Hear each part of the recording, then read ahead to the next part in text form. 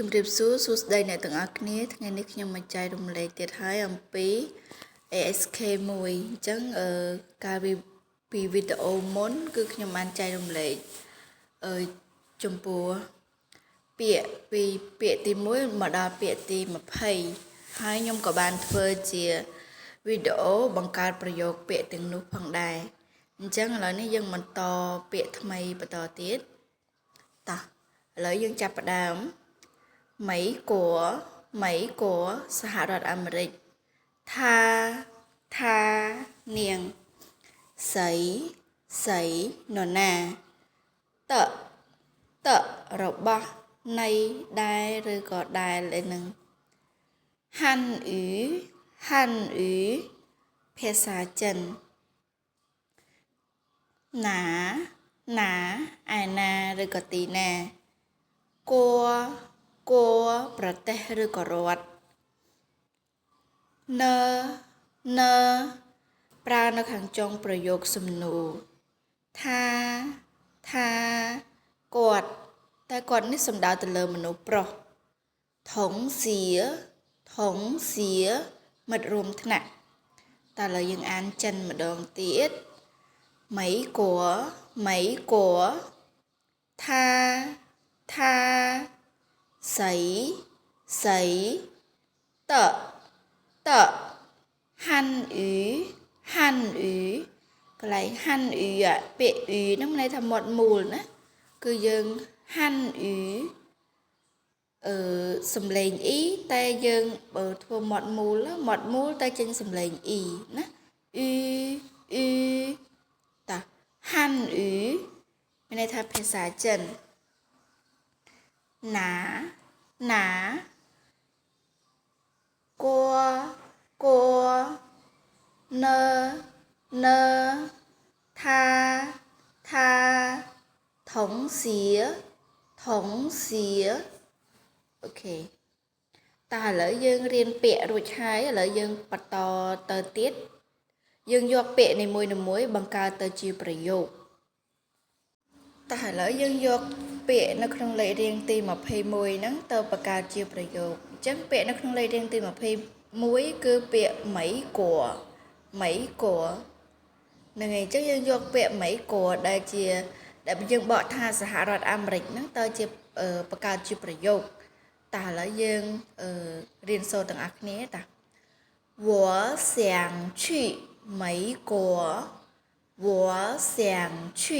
美国មានន័យថាខ្ញុំចង់ទៅសហរដ្ឋអាមេរិកតើឥឡូវយើងអានម្ដងទៀត我想去美国ហ្នឹងហើយបកថាខ្ញុំចង់ទៅសហរដ្ឋអាមេរិកអញ្ចឹងវនឹងខ្ញុំសៀងនឹងចង់ឈីនឹងទៅ美国នឹងសហរដ្ឋអាមេរិកនឹងឯងតើឥឡូវយើងចូលដល់លេខរៀងទី22អញ្ចឹងលេខរៀងទី22ហ្នឹងពាក្យថាអញ្ចឹងលេខរៀងទី22ហ្នឹងតើតើនឹងពាក្យថាហ្នឹងន័យថានាងសំដៅទៅលើមនុស្សស្រីណាយើងអានថាដូចគ្នាតោះឥឡូវយើងបង្កើតប្រយោគថា是我的妹妹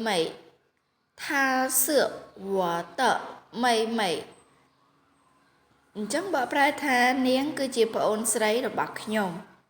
ហ្នឹងហើយវត្តមីហ្នឹងន័យថាប្អូនស្រីរបស់ខ្ញុំអូខេតោះអានម្ដងទៀតថា是我的妹妹អញ្ចឹងន័យថានាងគឺជាប្អូនស្រីរបស់ខ្ញុំតើឥឡូវយើងចូលដល់លេខរៀងទី23អ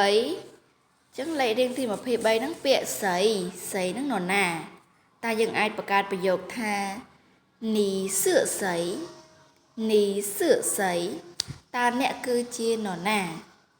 អញ្ចឹងបើសិនជាយកស្គាល់គេអញ្ចឹងយើងអាចសួរគេបានណានីសឿស្រីតើអ្នកគឺជានរណា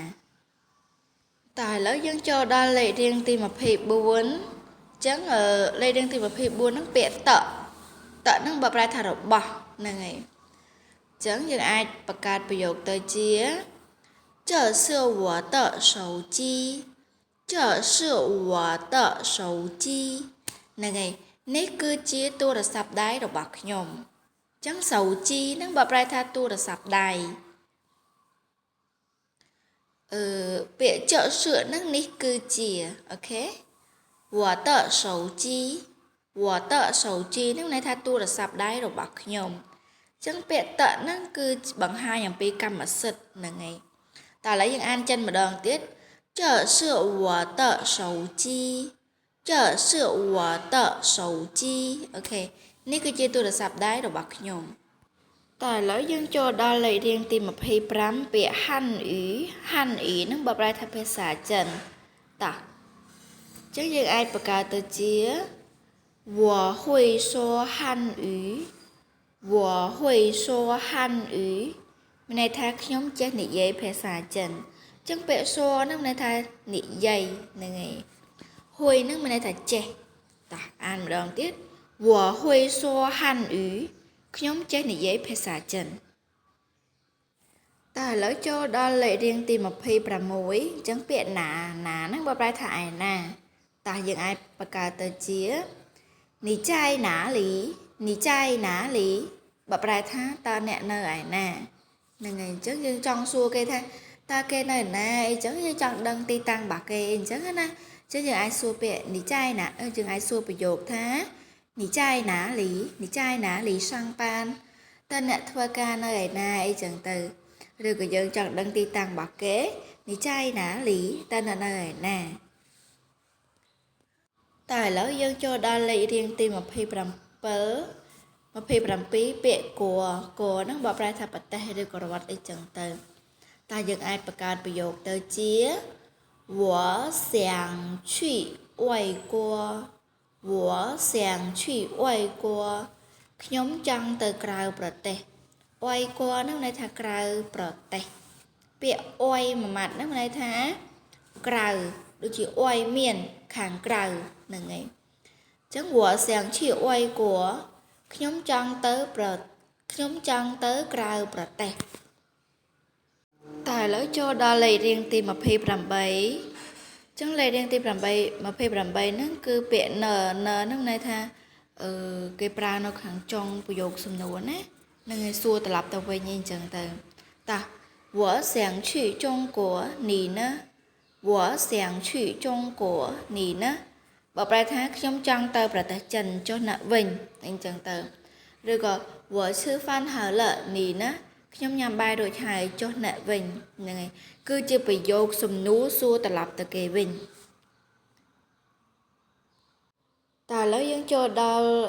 ពាក្យទី29ពាក្យទី29គឺពាក្យថាអញ្ចឹងថាហ្នឹងគឺសំដៅទៅលើមនុស្សប្រុសដែលយើងអាចបកប្រែថាគាត់ណាអូខេ他是我的老师他是我的老师ហ្នឹងហើយគាត់គឺជាគ្រូបង្រៀនរបស់ខ្ញុំហ្នឹងហើយអានម្ដងទៀត他是我的老师ហ្នឹងហើយគាត់គឺជាគ្រូបង្រៀនរបស់ខ្ញុំ